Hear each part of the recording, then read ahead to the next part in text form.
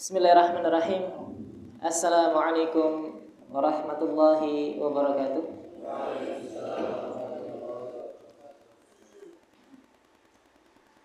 Innal hamdalillah nahmaduhu wa nasta'inuhu wa nastaghfiruh wa natubu ilayh wa na'udzu billahi min shururi anfusina wa min sayyiati a'malina.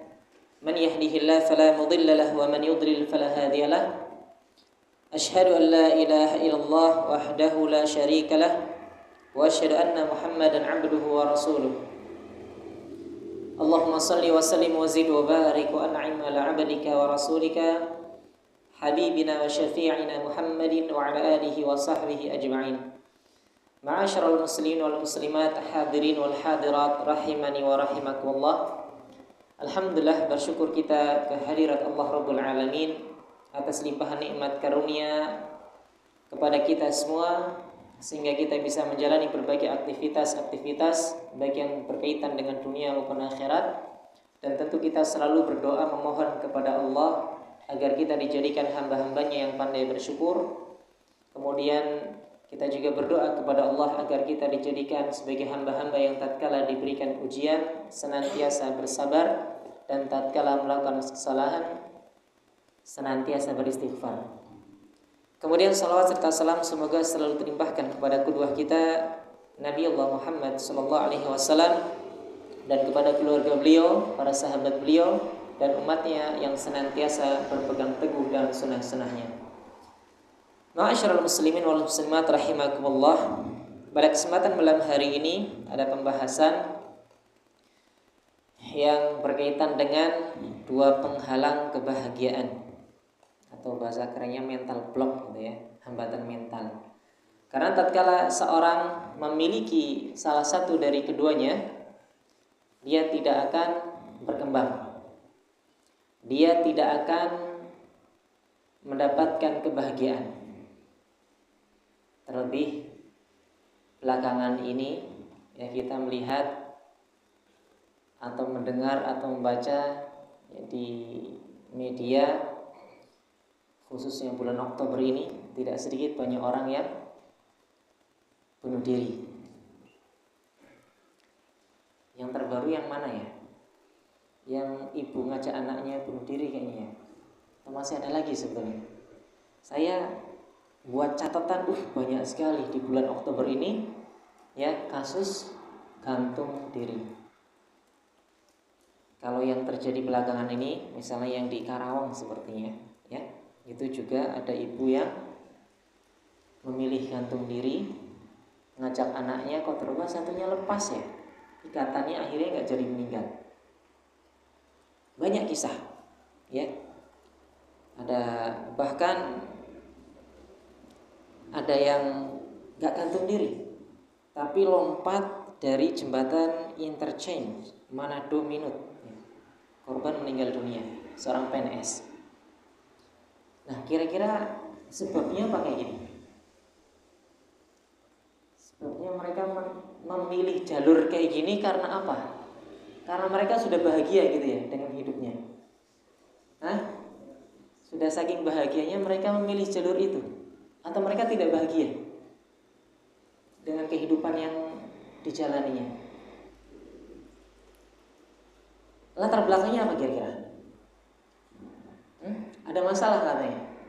Kemudian setelah ada masalah gimana? Mau menyelesaikan enggak? Enggak. Kenapa enggak diselesaikan? Merasa enggak bisa menyelesaikan. Artinya dia sudah apa? Sudah? Itu dia yang ingin disampaikan. Putus asa. Kemudian nanti kita kasih contoh. Itu salah satunya gitu ya, yang ingin kita bahas, bahwasanya ada dua penghalang kebahagiaan. Salah satunya adalah putus asa. Dan ini sudah disampaikan ya oleh sahabat yang mulia yang bernama Abdullah ibnu Mas'ud. Abdullah bin Mas'ud radhiyallahu anhu. Beliau sudah mengatakan hal ini. Beliau mengatakan al-halaku fithnaini. Jadi kebinasaan itu ada pada dua perkara. Orang binasa orang tidak bahagia, hidupnya sengsara karena dia itu memiliki salah satu dari dua perkara ini. Yang pertama adalah al-qunutu, yang kedua adalah al-ujbu. Yang pertama adalah al-qunutu. Al-qunutu artinya putus asa. Ya. Putus asa. Orang binasa, orang sengsara, gak bahagia. Yang pertama disebabkan oleh keputusasaan. Dan yang kedua adalah al-ujbu. Ujub. Ya. Dia merasa kagum, dia merasa bangga dengan dirinya sendiri. Ini yang kedua. Ya, kita bahas yang pertama dulu. Yaitu al-qunutu, putus asa. Ya. Tentu yang pertama kita katakan jangan jadi orang yang gampang putus asa. Kita semua berhak untuk bahagia, ya. Jadi jangan menyerah dan keadaan yang saat ini menimpa kita. Apapun itu keadaannya, jangan menyerah, jangan putus asa, ya. Kita diminta untuk bersabar karena kita punya Rabb. Kita punya Tuhan. Ya. Dan kita diciptakan oleh Allah untuk menjadi hamba Allah. Jadi kalau ada permasalahan, kita larinya ke Allah. Kita kembali kepada Allah, benerin ya ibadahnya, karena kita sebagai hamba Allah, kalau terjadi apa-apa, ya kita perbaiki hubungan kita dengan Allah. Wa ma khalaqtul jinna wal insa illa liya'budun. Karena kita diciptakan oleh Allah adalah untuk menghamba, untuk menyembah. Maka jangan jauh-jauh dari Allah tatkala terjadi masalah, gitu ya. Mengapa demikian? Karena tatkala kita ya sedang ada masalah, kok malah jauh dari Allah, maka nantinya kita bukannya dapat solusi malah tambah masalah. Dan itu disebutkan oleh Al-Imam Ibnul Qayyim rahimahullahu ta'ala. Beliau mengatakan dalam kitabnya Nuniyah, harabu minar riqil ladzi khuliqu lahu fabulu biriqin nafsi wa syaitan. Mereka lari dari penghambaan kepada Allah. Mereka gak mau apa? Jadi hamba Allah. Ibadah gak mau, belajar gak mau, ada masalah, bingung, solusinya mati. Nah, mereka yang jauh dari Allah kayak gitu.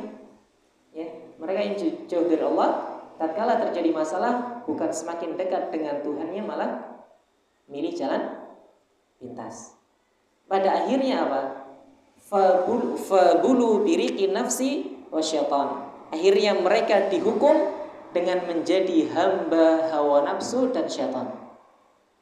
Akhirnya kayak gitu. Yang pada akhirnya berbicara adalah hawa nafsu. Akhirnya dikompori oleh setan untuk melakukan hal-hal yang tidak baik. Karena itulah ya, Syekh Muhammad bin Shalih Al-Utsaimin rahimahullahu ta'ala mengatakan, faman lam yata'abbad lahu kana 'abidan li ghairihi. Beliau mengatakan dalam Al-Majmu' fatwanya, barang siapa yang tidak menghamba kepada Allah, maka dia akan menjadi hamba selainnya. Kalau dia tidak ya menghamba kepada Allah, otomatis dia menjadi hamba selain Allah. Bisa menjadi hamba syaitan, bisa menjadi hamba hawa nafsunya. Ada masalah ya, kemudian nafsunya yang berbicara, ya itulah yang dilakukan. Dan setan juga berperan di situ. Apalagi kalau manusia lalai, ya dikuasai. Karena itulah diantara sifat syaitan itu adalah al-khannas. Dalam surat apa? An-nas. Ya. Qul a'udzu birabbin nas, malikin nas, ilahin nas, min syarril waswasil khannas. Khannas itu artinya adalah ar-raja', yang suka kembali. Ya, setan itu datang ya, pergi datang untuk menggoda manusia. Kalau lagi adzan, lagi qomat, setannya ngapain? Pergi, ya, adbar. Dia lari terbirit-birit sampai terkentut-kentut Dan kata Ibnu Rajab, kenapa dia sampai terkentut-kentut dengan istilah durat? Durat itu kentut yang besar. Ya. Untuk apa? Li'alla yasma' at-ta'dzin, supaya enggak dengar azan. Itu disebutkan oleh Ibnu Rajab tatkala mensyarah hadis ini. Ya. Setan kalau dengar azan sama iqamah lari dengan terkentut-kentut dengan kentut yang besar. Supaya apa? Supaya enggak dengar azan. Tapi kalau sudah azannya selesai, iqamatnya selesai, datang lagi kemudian yaqul mengatakan uzkur kadza, uzkur kadza. Ayo kamu ingat ini ya, ingat ini ya, ingat ini ya. Jadi kalau lagi sholat banyak tuh hal-hal yang tidak teringat menjadi teringat. Ya, barang hilang, ada utang, ada masalah, jawaban tadi salah, kemudian yang benar langsung kelihatan, langsung kepikiran. Ingat semuanya. Karena setan seperti itu sifatnya. Maka tatkala seorang lalai dari Allah, maka setanlah yang akan menguasai dia. Maka jangan sampai kita lari dari penghambaan kepada Allah. Terlebih kita ya mengetahui bahwasanya kehidupan ini adalah kehidupan yang tidak selamanya menyenangkan, penuh dengan ujian. Dan Allah mengatakan wa nabluukum bisyarri wal khairi fitnah. Dan kami uji kalian dengan keburukan dan dengan kebaikan. Kadang kita diuji dengan kebaikan, ya, dikasih harta banyak, kita lulus ujian dalam hal ini itu dan sebagainya. Kemudian diterima kerja, naik pangkat, ya, dapat karunia ini, macam-macam. Tapi itu semua ujian. Termasuk anak juga, Pak, juga ujian. Ya, dapat anak juga ujian. Makanya Rasulullah SAW tatkala sedang memeluk Hasan Husain mengatakan, ya, innal walada thamratul fuad.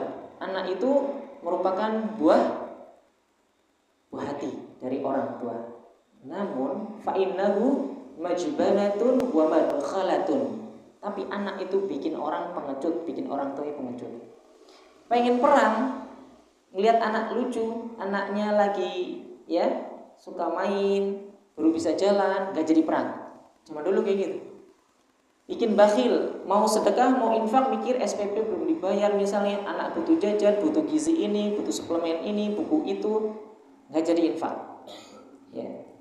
Dalam hadis yang disebutkan majhalatun wa mahzanatun, bikin sedih dan bikin bodoh. Itulah anak. Bikin sedih, kalau sakit siapa yang sedih? Orang tuanya. Ya. Anaknya rewel, anaknya ngeyelan, sedih orang tuanya. Kemudian mau ngaji, ketahan sama orang tuanya, itulah anak, membuat majhalatun, membuat bodoh orang tua. Ya. Jadi semua kebaikan-kebaikan yang barangkali dirasakan itu kebaikan, itu semua adalah ujian. Termasuk ya hal yang kita anggap buruk itu juga merupakan ujian. Dan itulah sifat dari dunia ini yang dipenuhi oleh ya ujian, baik yang modelnya berupa kebaikan maupun keburukan. Karena itulah salah seorang ulama mengatakan yang namanya Abdul Malik ibnu Abjar, Abdul Malik bin Abjar, beliau mengatakan wa minan nasi illa mubtalan bi'afiyatin liyanzura kaifa syukruh wa yabtalihi liyanzura kaifa sabruh. Ya, Abdul Malik bin Abjar rahimahullahu taala mengatakan setiap manusia akan diuji dengan kesehatannya. Setiap orang akan diuji dengan kesehatannya. Jadi ya ada masanya kita sehat, ada masanya kita sakit. Kenapa Allah memberikan kita kesehatan? Agar tampak bagaimana kesyukurannya. Jadi Allah pengen tahu kira-kira kalau dikasih sehat ini syukur enggak gitu. Ya. Jadi tatkala kita bisa makan enak, kita bisa olahraga, kita bisa kesana kemari, ya, bisa rihlah dalam kondisi sehat. Kira-kira hambaku ini kata Allah bersyukur atau tidak? Artinya ini ujian. Kemudian dikatakan wa yabtalihi liyanzura kaifa sabru. Allah juga terkadang uji dengan ujian yang bentuknya musibah. Untuk apa? Agar tampak bagaimana kesabarannya. Jadi siapapun yang hidup di dunia pasti akan merasakan suka dan duka. Ya. Cuman kuncinya adalah sabar dan bersyukur. Kalau lagi dapat kesenangan, banyak-banyak bersyukur. Kalau sedang ada masalah, bersabar. Kalau nggak bisa bersabar kemudian jatuh kepada al-qunut, putus asa, berbahaya. Ya. Mengapa demikian? Ya. Mengapa al-qunut itu berbahaya? Maka kata Al-Imam Al-Munawi rahimahullahu taala dalam kitabnya, wa inna ma jama'a bainahuma li'anna al-qanitta la yatlubu sa'adata liqunutihi. Ibnu Mas'ud mengumpulkan dua perkara ini karena orang yang putus asa tidak akan mencari kebahagiaan karena dia sudah putus asa. Orang kalau sudah putus asa nggak akan berkembang, nggak akan mencari kebahagiaan karena sudah merasa nggak akan bisa, ya, nggak akan bisa. Ini kalau udah putus asa kayak gitu. Kalau udah putus asa, pelajarannya susah, tetap belajar nggak? Besok ujian, putus asa, belajar nggak? Ya usah, tinggal tidur gitu kan. Udah putus asa gitu. Ya mau gimana lagi? Namanya orang putus asa yang nggak akan berusaha. Ya. Nah ini kata beliau seperti itu. Jadi orang yang kalau sudah putus asa dia tidak akan mencari kebahagiaan. Dan demikian juga wal mu'jibu la yatlubuha li dhannihi annahu dhafira biha. Demikian juga orang yang ujub tidak akan mencari-cari kebahagiaan karena dia menyangka bahwa ia telah meraihnya. Orang yang ujub merasa dirinya baik, dia kagum dengan keadaan dirinya, merasa dirinya lebih baik dari yang lainnya, dia juga tidak akan berkembang. Dia tidak akan mencari kebahagiaan karena dia merasa sudah mendapatkannya. Nah ini kaitannya dengan al-qunut, itu putus asa. Karena itulah kita melihat belakangan ini banyak yang pada akhirnya mengakhiri hidupnya karena mereka nggak bisa bersabar, karena mereka tidak mau kembali kepada Allah. Ya. Andai kata mereka mau kembali kepada Allah, ya insya Allah akan berikan dia pertolongan. Namun kalau dia malah jauh dari Allah, otomatis nantinya dia akan dikuasai oleh hawa nafsu dan juga syaitan. Nah ini perlu kita pahami bersama. Karena itulah kita perlu untuk menyadari bahwasanya kesusahan-kesusahan yang menimpa kita saat ini itu pada hakikatnya merupakan suatu proses yang akan mengantarkan kita kepada kebahagiaan. Kalau kita menyadari itu, kemudian kita berjalan sesuai dengan arahan Allah dan Rasul-Nya. Jadi kesusahan yang saat ini kita lalui, sedang kita alami, itu pada hakikatnya merupakan proses untuk mendapatkan kebahagiaan. Dan itu disampaikan oleh Al-Imam Ibnul Qayyim rahimahullahu ta'ala. Beliau mengatakan, wa min rahmatihi subhanahu anna ghassa alaihim ad-dunya wa qaddaraha.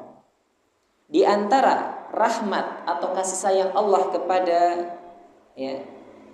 hambanya, kepada kita semua, adalah Allah memberikan kesusahan dan tidak memberikan kebahagiaan yang hakiki dengan kenikmatan dunia kepada para hamba.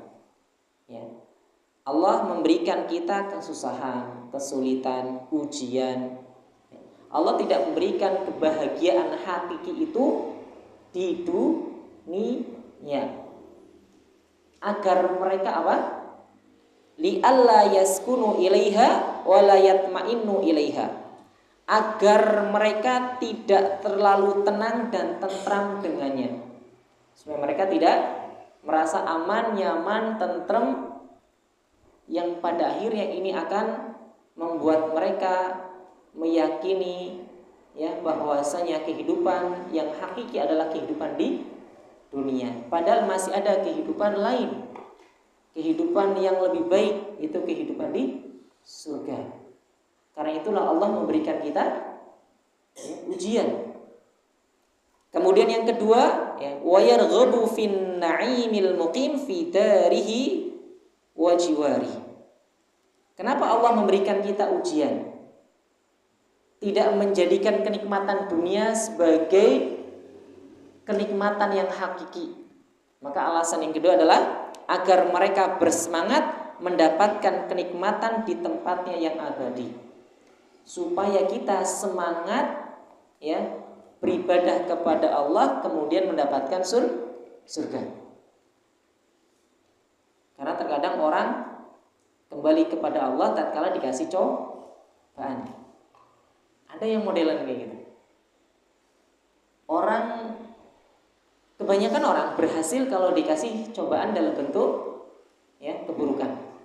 Tapi kalau dikasih ujian dalam bentuk kebaikan, sedikit yang berhasil.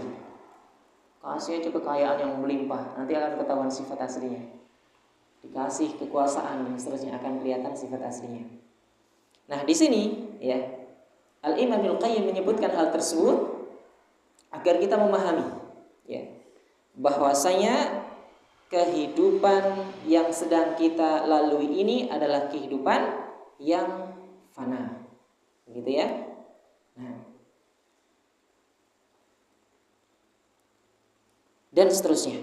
Ini apa yang disampaikan oleh Imam Ibnu Qayyim rahimahullahu taala, bahwasanya kesusahan-kesusahan yang kita alami itu merupakan proses agar kita tidak terlalu nyaman dengan kondisi kondisi kita di dunia, dan agar kita bersemangat untuk mendapatkan surga. Nah, ini yang beliau sampaikan. Kemudian yang selanjutnya, ini juga pesan dari Syekh Muhammad bin Shalih Al-Utsaimin. Jadi seberapa berat, seberat apapun ujian yang menimpa kita, jangan sampai kita berharap kematian. Seberat apapun musibah, ujian yang menimpa kita, jangan pernah kita berharap mati. Dan Syekh di sini mengatakan dalam Syarh Al-Kabair, jangan engkau berharap kematian karena perkara tersebut telah ditentukan. Jadi ujian musibah yang menimpa kita itu sudah takdir. Mau nggak mau yang menimpa kita, sudah jalani saja maksudnya. Dan bisa jadi keberadaanmu yang tetap seperti itu lebih baik bagimu dan bagi orang lain. Barangkali keadaan kita dengan kondisi yang tidak baik karena terkena musibah, mungkin itu baik untuk kita dan baik juga untuk orang lain. Baik untuk diri kita dan bisa jadi baik juga untuk orang lain. Barangkali kalau sehat, nanti kita malah ganggu orang dan seterusnya. Intinya Allah Maha mengetahui mana yang terbaik. Bahkan hendaknya engkau bersabar dan mengharap pahala, karena sesungguhnya Allah Azza wa Jalla akan menjadikan setelah kesulitan itu kemudahan. Intinya sabar. Seberat apapun masalah yang menimpa kita, maka bersabarlah.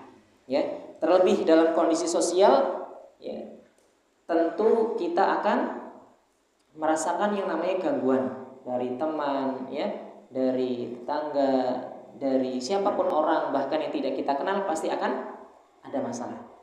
Dan itu sudah Allah sampaikan dalam surat Al-Furqan ayat 20, wa ja'alna ba'dakum li ba'din fitnah.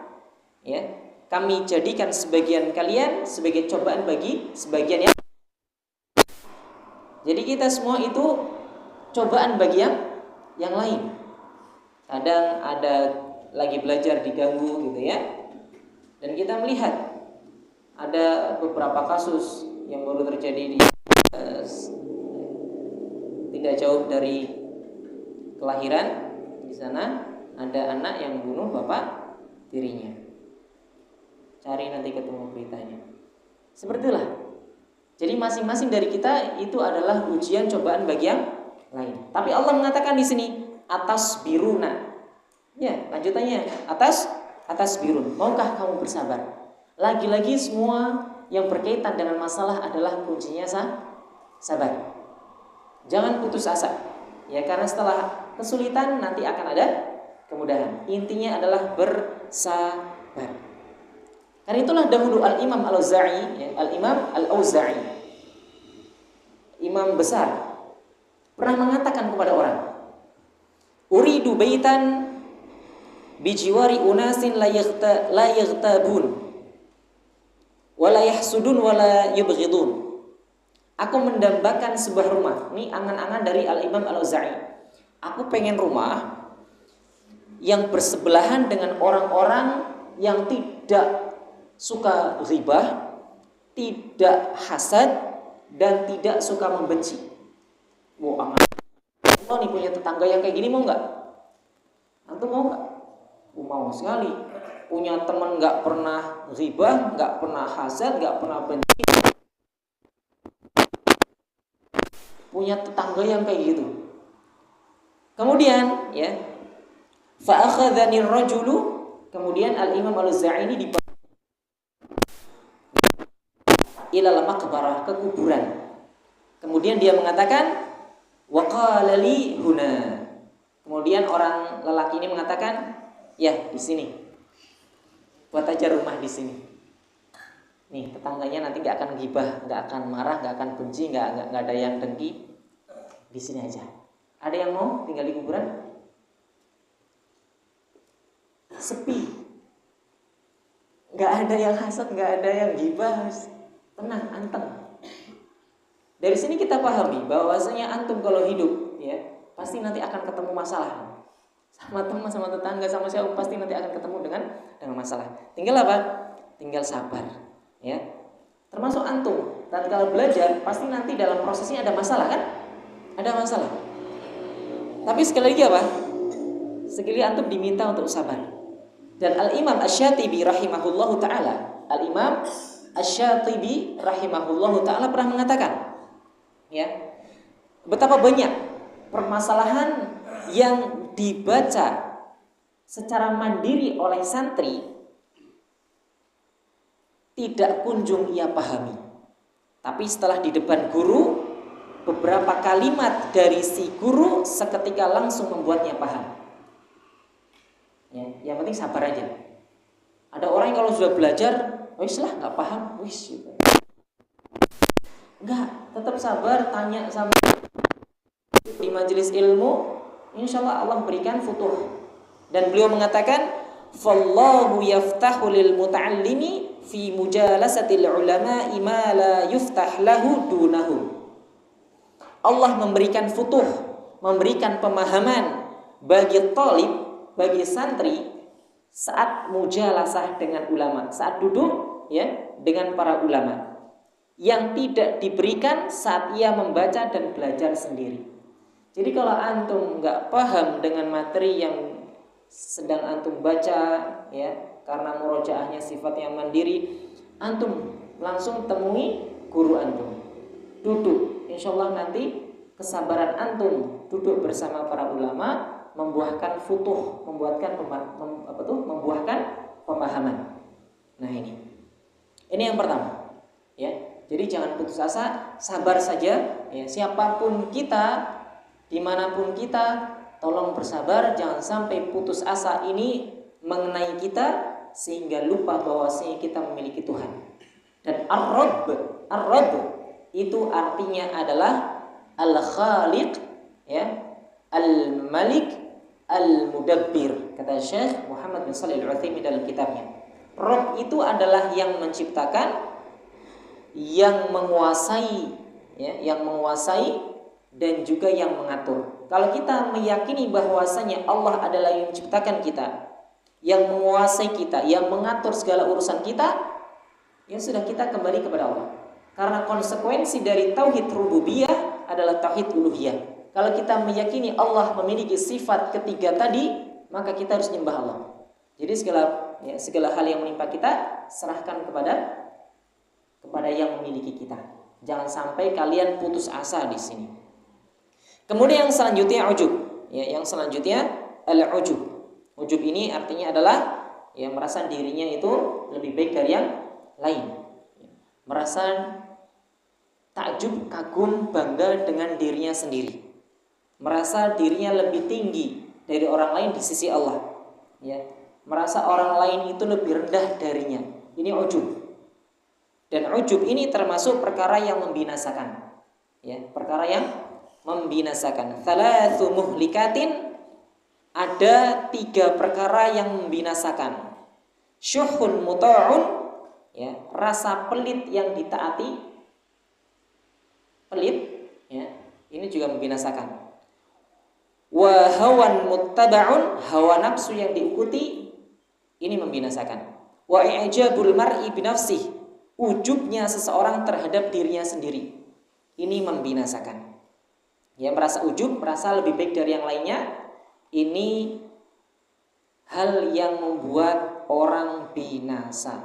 Karena itulah dahulu Aisyah radhiyallahu anha, ibunda kita, pernah ditanya, mata yakun muslim, kapan seseorang dikatakan buruk? Kapan seseorang dikatakan buruk? Maka kata ibunda kita Aisyah radhiyallahu anha, idza dhanna annahu muhsinun. Kalau dia sudah mengira dirinya adalah orang baik, dia adalah orang yang buruk. Orang yang merasa dirinya baik, lebih baik dari orang lain, ya, yang lain itu rendah kedudukannya, dia orang yang buruk. Jadi jangan sampai menganggap diri kita adalah orang yang sempurna.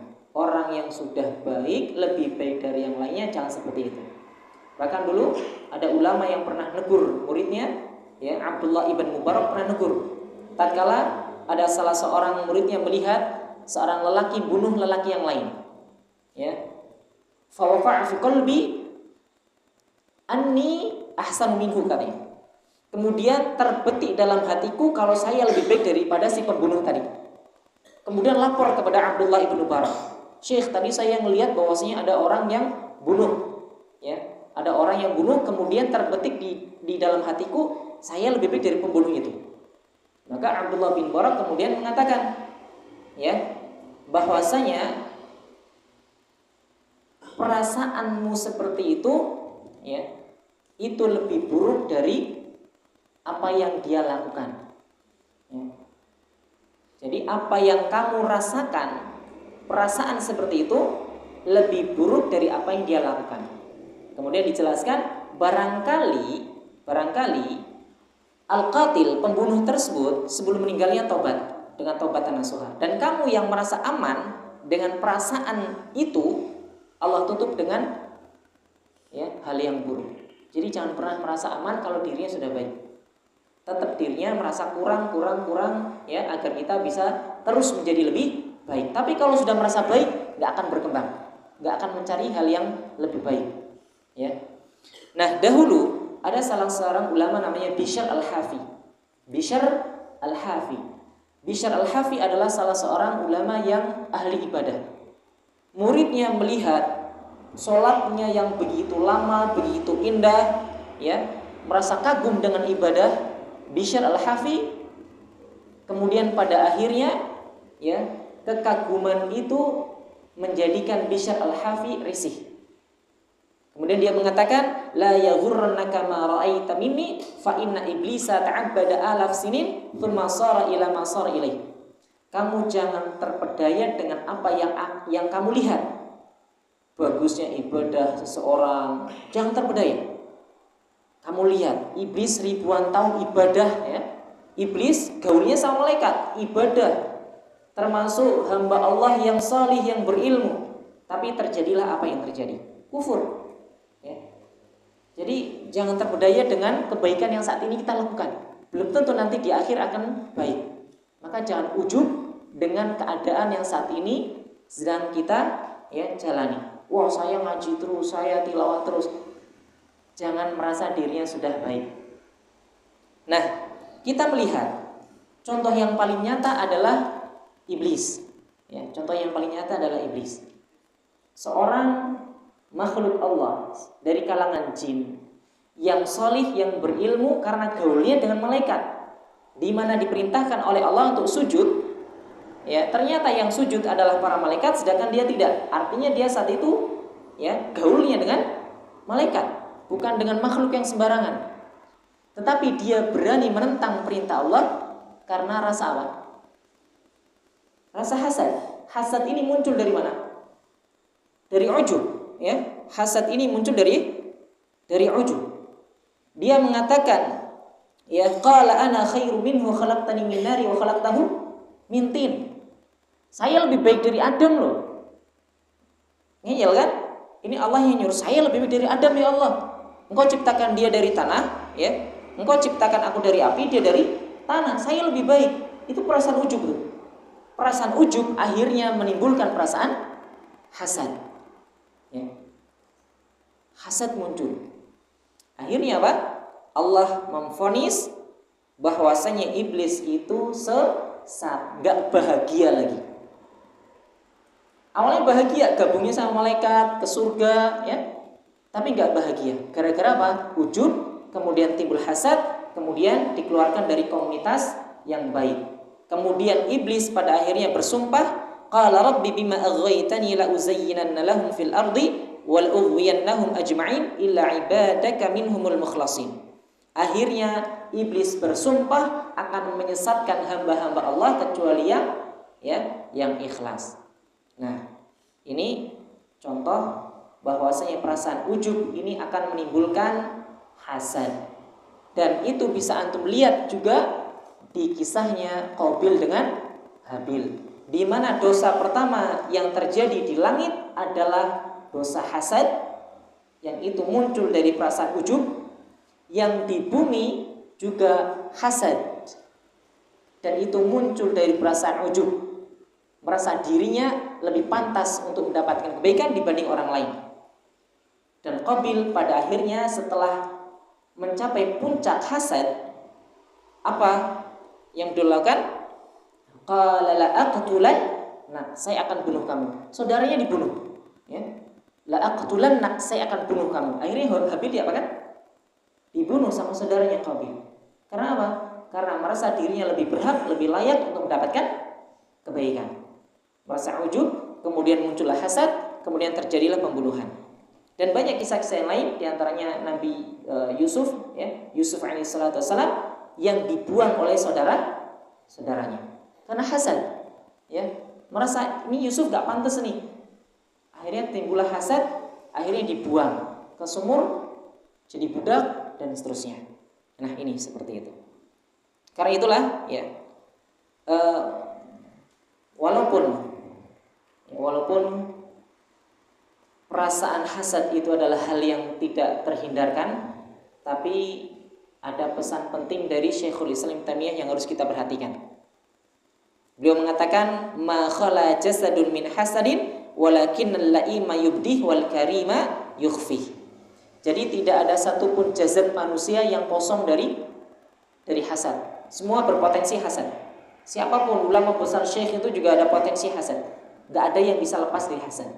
Tapi yang membedakan adalah walla'ima yubdih. Orang yang buruk akan menampakkan hasadnya. Orang yang buruk akan menampakkan hasadnya, kata Syekhul Islam Taimiyah. Wal karima, sedangkan orang yang baik dia akan yukhfi, akan menyembunyikan perasaan hasad tersebut. Ya. Ini caranya kayak gitu. Jadi kalau seandainya ada perasaan-perasaan hasad ke orang, jadilah orang yang pintar untuk menyembunyikannya. Kalau bisa kasih hadiah orang yang kita hasadi, nanti akan hilang insyaallah. Memang harus diusahakan gitu. Dipuji aja nih orang yang kita hasadi, nanti akan hilang perasaan hasad itu. Ya ini diantaranya. Dan sebagai penutup, ya, ada perkataan yang sangat indah dari Al-Fudail bin Iyad, karena sudah Isya ini, sudah ya. Ada pesan yang indah dari beliau agar kita bisa hidup bahagia. Kuncinya di sini. Beliau mengatakan, Ra'sul adabi ma'rifatur rajuli qadarahu. Puncak dari adab adalah tahu diri. Puncak dari adab adalah tahu diri. Ra'sul adabi ma'rifatur rajuli qadarahu. Puncaknya akhlak, adab, ke siapapun itu. Akhlak kita kepada Allah, akhlak kita kepada Rasul, akhlak kita kepada orang tua dan seterusnya. Puncaknya adalah tahu diri. Antum harus tahu diri. Kalau ada masalah, ada apapun, tahu diri. Kita hanya jadi hamba. Ya, kalau dapat kenikmatan ya tahu diri gitu kan. Kita adalah hamba Allah. Kalau lagi belajar ya tahu diri, antum jadi santri, harus tahu bagaimana berakhlak dengan orang, dengan guru antum. Antum jadi seorang anak, tahu diri, antum harus berbakti sama orang tua. Siapapun yang tahu diri, hidupnya akan bahagia. Ya, siapa yang tahu diri, maka dia akan menjaga ucapannya, dia akan menjaga ya tindak tanduknya. Jadi mari kita jadi orang yang tahu diri. Karena ada orang yang pintar namun tidak diberikan akhlak, tidak diberikan tazkiyatun nufus. Ya, kisah terakhir yaitu perkataan dari Ibnu Taimiyah tentang kaum Mu'tazilah. Ya, Ibnu Taimiyah menyatakan bahwasanya kaum Mu'tazilah ini memiliki kecerdasan, namun tidak memiliki kesucian jiwa. Ya, mereka pintar, tapi akhlaknya nggak ada. Ya, mereka nggak punya tazkiyatun nafas, nggak punya adab.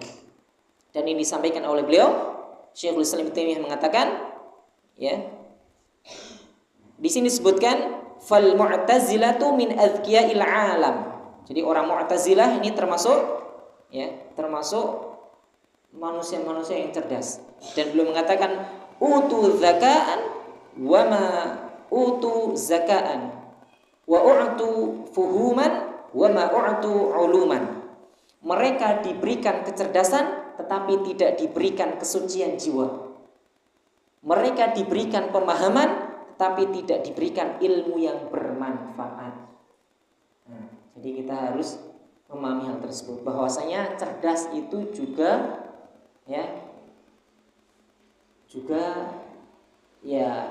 harus antum pahami, bukan satu-satunya ghoyah kita. Ghoyah kita adalah memiliki kesucian jiwa, qalbun salim. Begitu ya. Antum jadi orang cerdas silahkan, tapi tetap akhlak itu yang pertama. Bagaimana akhlak kita kepada Allah, kepada Rasulnya, kepada orang tua, kepada guru, kepada sama, itu harus dipelajari oleh kita semua. Jadi mari kita menjadi orang yang tahu diri agar kita bisa menjadi hamba-hamba Allah yang berbahagia di dunia dan di akhirat. Sekali lagi, jangan jadi orang yang gampang putus asa dan jangan jadi orang yang ujub, karena ujub akan melahirkan hasad. Dan orang kalau sudah hasad, maka puncaknya adalah pembunuhan seperti yang terjadi kepada Qabil Habil. Barakallahu fikum. Barangkali itu yang bisa disampaikan. Semoga kita bisa ambil ibrah, faidah dari apa yang disampaikan oleh para ulama kita. Kita cukupkan dengan doa kafaratul majlis. Subhanakallahumma bika asyhadu an la ilaha illa anta. Assalamualaikum warahmatullahi wabarakatuh.